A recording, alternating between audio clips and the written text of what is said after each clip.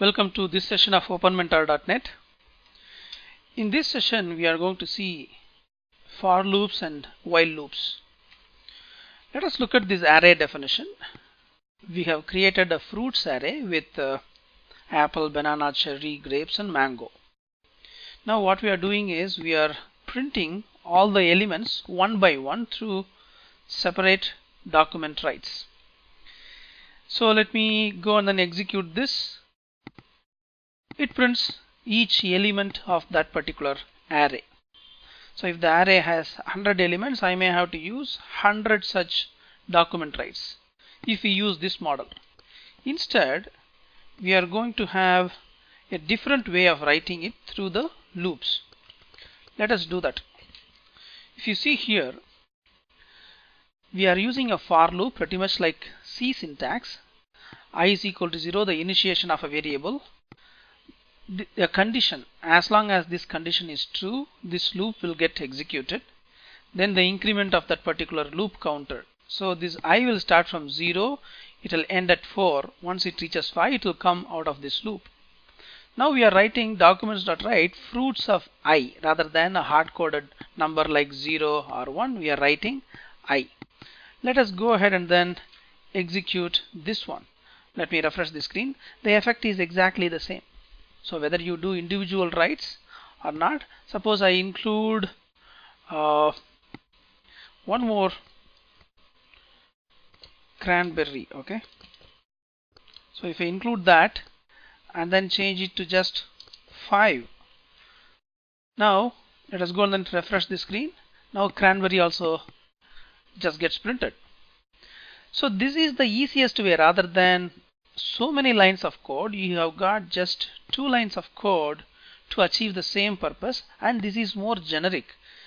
Irrespective of the number of elements, the number of lines will be just 2 to print or process all the elements. This is for loop. So for loop has a variable loop counter, initiation, condition and the increment. Once the loop counter goes beyond this limit, it will come out of this loop. The same thing can be achieved through while loop also. Let us see that. If you look at this statement, we have the variable initialized before the while loop, the word while, then the condition. As long as this condition is true, this body of the while loop will get executed. We have got the same document.write, but inside the while loop I have to increment that variable. This need not be a numeric based condition, it can be any condition also. So one of the fundamental things between for loops and while loops, the similarity is as long as this condition is true, this loop will get executed. So it is up to us to make sure that the condition becomes false at some point of time. Otherwise, if this condition becomes eternally true, then this loop will not end. It will be an infinite loop. So we need to make sure by giving this I++ so that every time I gets incremented, at some point of time this gets changed. Now let us go back and then execute it. Now let me execute it. Now it prints all these things: apple, banana, cherry, grapes, mango. I have printed up to elements 4 rather than 5, so the last element cranberry got missed. So this is while loop. There is one other loop called do while loop. It's a simple thing. All you need to do is change the while loop, put it over here and then say do over here. Now let us execute this one. So I just changed that, put the word do over here and then while, and then put a semicolon over here. So now let us go and then execute this.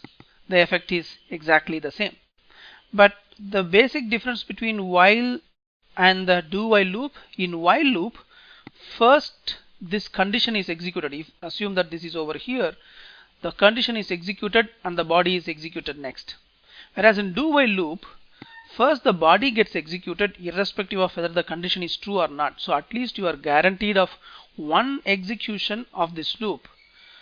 Then after executing the body, it executes the condition. At that point of time, if the condition is true, the loop will execute. If the condition is false, the loop will exit. So that's the basic difference. So we have seen for loops, while loops, as well as do while loops. There is one more loop which will be used against a specific data type called objects. Let us see those objects. Let us look at this new variable type.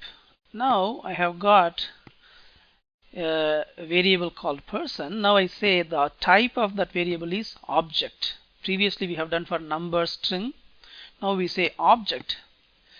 When you are defining an object, you have to say that variable name dot some property.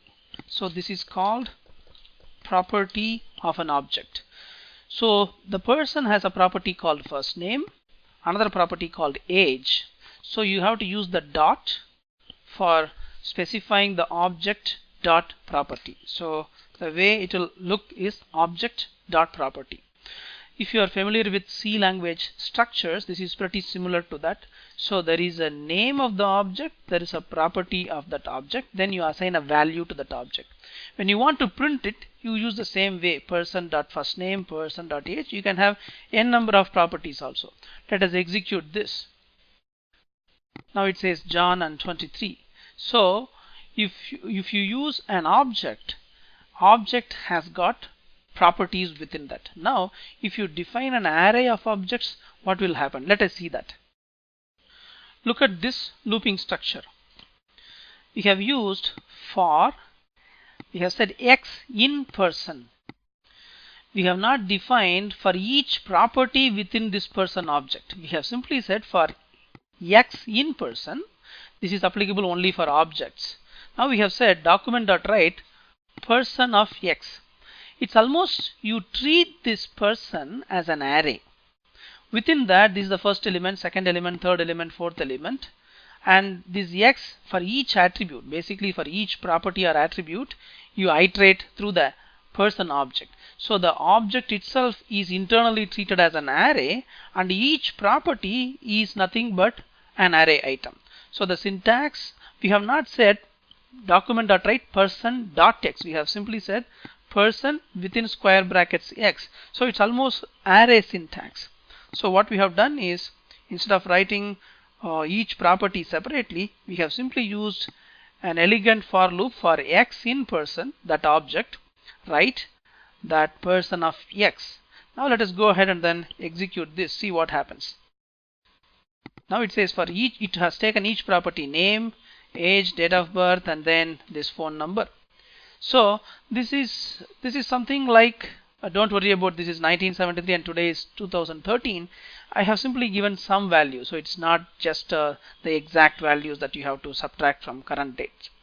Now if you have seen this set of loops, we have seen for loops, while loops, do while loops, and then for in loops, and we have now seen the objects and how to set their properties. With that we end this session. Thank you.